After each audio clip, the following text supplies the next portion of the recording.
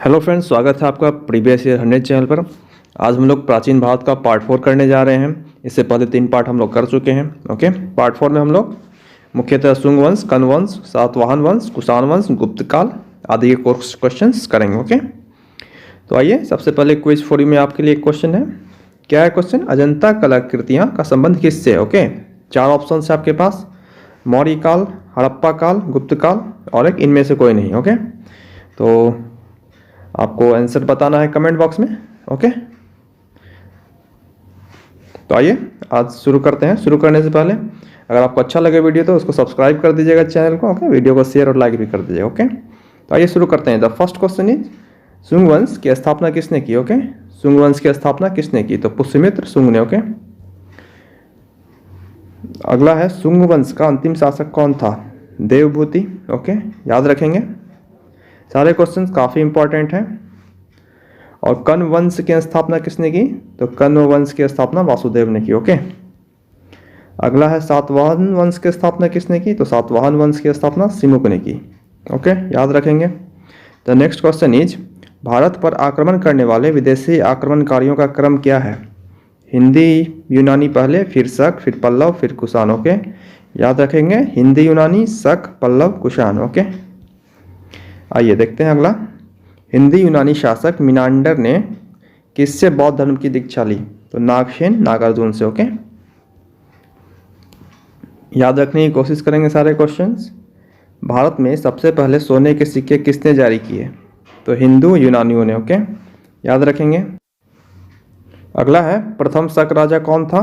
तो मोआ। ओके, याद रखेंगे। नेक्स्ट क्वेश्चन इज, शकों को कहाँ का निवासी माना जाता है? शक मूल्यतः मध्य एशिया के निवासी माने जाते थे। ओके, अगला है, काठियावाड़ की अर्धशुष्क सुदर्शन झील मौर्य द्वारा निर्मित जिसका निर्माण किया गया था, सुदर्शन झील का निर्माण मौर्यों द्वारा किया गया था, का जीर्णोद्धार किसने कराया? ओके, तो जीर्णोद्धार शक राजा रुद्रदामन प्रथम ने। ओके, याद रखेंगे। अगला है, किस राजा ने गिरनार अभिलेख विशुद्ध संस्कृत भाषा में लिखा गया है जो कि जारी किया? तो गिरनार अभिलेख रुद्रदामन प्रथम ने जारी किया। ओके, अगला क्वेश्चन है, कुषाण वंश के संस्थापक कौन थे? तो आंसर हो जाएगा कुडुल कड़फिसेस। ओके, कुडुल कड़फिसेस, याद रखेंगे। अगला है, कुषाण वंश के प्रतापी राजा कनिष्क की राजधानी कहाँ थी? पुरुषपुर, पेशावर। पुरुषपुर, पेशावर कहाँ है? पाकिस्तान में। ओके, अगला है, शक संवत जिसे भारत सरकार द्वारा प्रयोग में लाया जाता है किसने शुरू किया? तो कनिष्क ने शुरू किया था। ओके, अगला है, कनिष्क के शासनकाल में बौद्ध धर्म की कौन सी बौद्ध संगीति का आयोजन हुआ? तो चौथी। और कहाँ पे हुआ? कुंडलवन, कश्मीर में। ओके, काफ़ी इंपॉर्टेंट क्वेश्चन है, याद रखेंगे।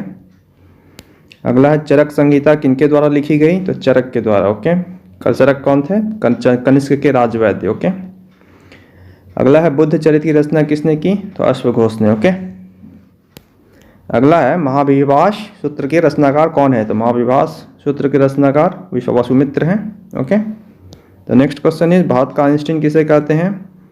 तो भारत का आइंस्टीन नागार्जुन को कहते हैं। ओके, अगला है, किस पुस्तक द्वारा नागार्जुन ने सापेक्षता का सिद्धांत प्रस्तुत किया था? तो माध्यमिक सूत्र। ओके, काफ़ी इंपॉर्टेंट क्वेश्चन है। अगला है, कुषाण वंश का अंतिम शासक कौन था? Vasudev. Okay, next question, Gandhara शैली एवं मथुरा शैली का विकास किसके शासनकाल में हुआ? तो कनिष्क के शासनकाल में। ओके, गांधार शैली और मथुरा शैली का विकास कनिष्क के शासनकाल में हुआ था।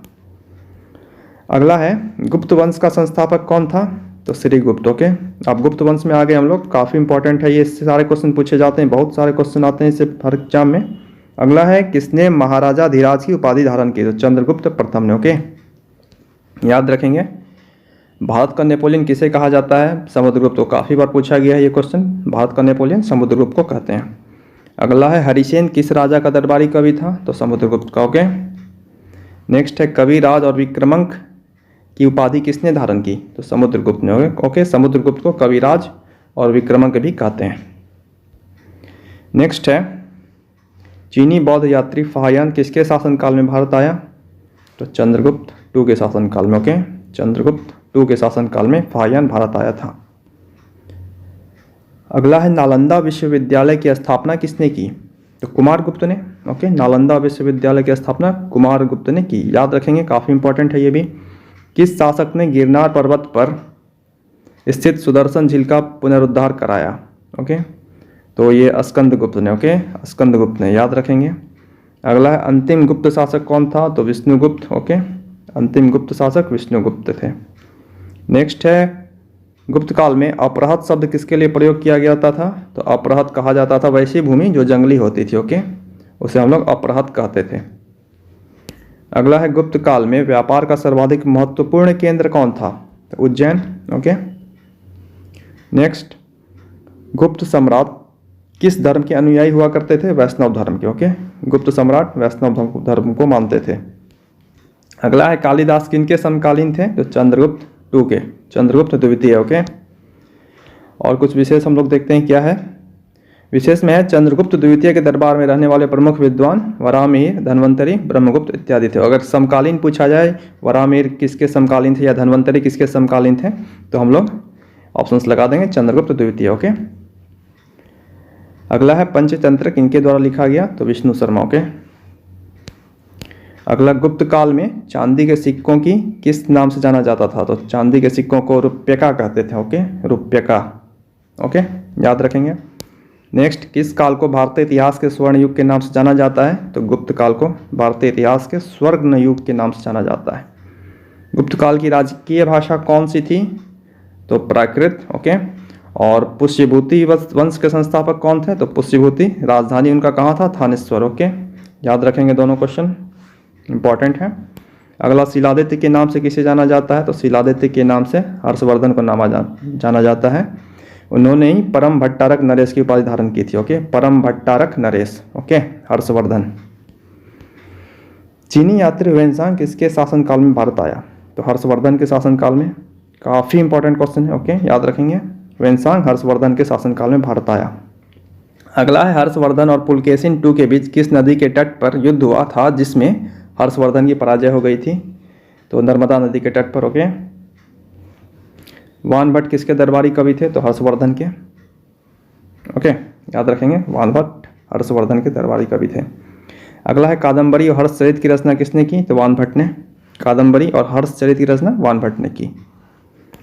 यहाँ पे विशेष एक है आपके लिए, प्रियदर्शिका, रत्नावली और नागानंद नामक 3 संस्कृत नाटक की ग्रंथों की रचना हर्षवर्धन ने की थी। ओके, ये भी पूछ सकता है एग्जाम में, प्रियदर्शिका, रत्नावली और नागानंद। ओके, प्रियदर्शिका, रत्नावली, नागानंद, ये 3 संस्कृत नाटक थे जिनकी रचना हर्षवर्धन ने की थी। अगला है किस शासक को भारत का अंतिम हिंदू सम्राट कहा गया है? तो हर्षवर्धन को अंतिम हिंदू सम्राट। ओके, इंपॉर्टेंट है। तो थैंक यू दोस्त, ये लास्ट क्वेश्चन था। आगे हम लोग पार्ट 5 करेंगे और शायद वो लास्ट ही पार्ट होगा एंशिएंट हिस्ट्री का। ओके, आपको अच्छा लगा हो तो चैनल को ज़रूर सब्सक्राइब करें, वीडियो को शेयर करें, लाइक करें। और अगर आपको PDF चाहिए तो हमारा टेलीग्राम चैनल ज्वाइन कर लें, लिंक डिस्क्रिप्शन बॉक्स में दिया गया है। ओके, वहाँ से आपको PDF मिल जाएगा। तो थैंक यू, बाय।